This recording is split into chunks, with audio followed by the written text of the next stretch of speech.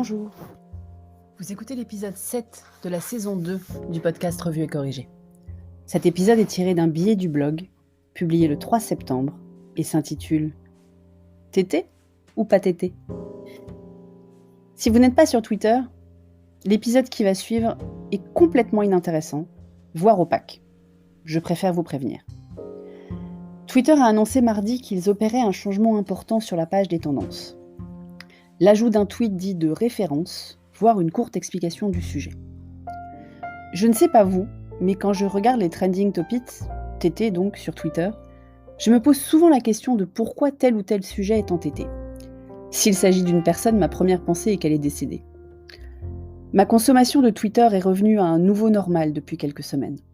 Au plus fort de la crise du Covid, en plein confinement, j'étais connectée non-stop, en parallèle des chaînes d'infos et autres pages web de médias. Ce n'est plus le cas. Mais même si je ne vais plus sur Twitter que quelques fois par jour, j'ai fait le choix il y a longtemps de couper les notifications, les TT sont parfois suffisamment bizarres pour que je regarde, même si le sujet n'a rien à voir avec mes préoccupations. Petite illustration à l'heure où j'écris ces lignes, c'est-à-dire le 2 septembre, autour de midi, sur Trends24, il y a pas mal de trends autour de « Je ne suis pas Charlie », ce qui est logique, vous avez la copie d'écran dans le billet qui illustre cet épisode, et il y en a un qui m'interpelle, hashtag Our Favorite Boys ACE.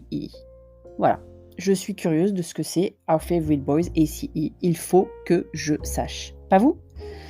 Pour que vous profitiez de ma curiosité, j'ai vérifié, il s'agit du dernier single Favorite Boys d'un groupe de K-pop, donc pop sud-coréenne, qui s'appelle Ace, mis en ligne la nuit dernière.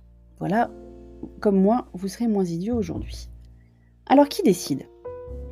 Les TT, ce sont les hashtags les plus cités. Il suffit qu'une communauté se mobilise autour du même sujet pour faire émerger ce sujet auprès de toutes et tous, ce qui est en fait assez facilement manipulable. En gros, si vous avez quelques personnes suffisamment motivées, elles peuvent tout à fait faire surgir des TT en coordonnant assez simplement leurs efforts, voire en s'aidant de quelques bots. Il suffit de peu pour lancer la boule de neige et la pente peut être raide. Les exemples d'hashtags créés de toutes pièces par quelques fanatiques, parce que ce sont souvent des fanatiques, ne manquent pas, mais je ne leur ferai pas de pub. Donc Twitter a décidé de mettre un peu d'humain dans les algorithmes, avec des curateurs et tout le tout-team. C'est à la mode en ce moment qu'on les appelle modérateurs ou curateurs.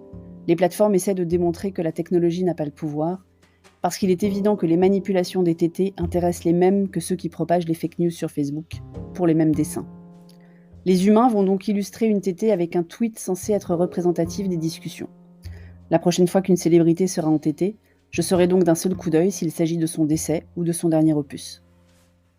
Déjà, je ne suis pas certaine que les curateurs de Twitter s'en sortent mieux que les pauvres modérateurs Facebook, qui peinent à faire le tri et qui vivent mal les images qu'ils sont obligés de regarder. Mais sur le TT, le réel sujet est l'intérêt même de leur existence. Est-ce vraiment nécessaire ? Est-ce que vous souhaitez vraiment savoir de quoi la France parle sur Twitter ? Est-ce que le volume de bruit est significatif de quoi que ce soit ? Sur Twitter, vous suivez qui vous voulez, non ? Donc a priori, les sources qui vous intéressent et sont susceptibles d'aborder des sujets sur lesquels vous souhaitez être informé. Les TT ne sont pourtant pas qu'une vanity métrique de plus, en fait. C'est plutôt une façon de nous embarquer dans le mainstream. Allez, si tout le monde en parle, ça doit être important. Attention, j'adore Twitter. La multiplicité des sujets, la réactivité des gens, les échanges avec le collectif, bonjour PPC évidemment, certaines TL sans lesquelles ma journée n'aurait pas la même saveur, et bien évidemment les très jolies rencontres que j'y ai faites, y compris celle d'Emery Doligier que je racontais il n'y a pas si longtemps à l'épisode 5 de la saison 2. Mais les TT, c'est sans moi. Si c'est vraiment important au sens information du terme, un vrai média s'en emparera, non ? Donc à moins de faire partie des complotistes anti-médias biberonnés à la Trump fake news, on devrait pouvoir s'en passer. Enfin moi, promis, j'arrête les TT. Demain. Promis. Merci de m'avoir écouté. Si vous écoutez sur Apple, n'oubliez pas de laisser un commentaire avec vos 5 étoiles. Et sur toutes les plateformes de balado-diffusion, abonnez-vous et partagez. À bientôt.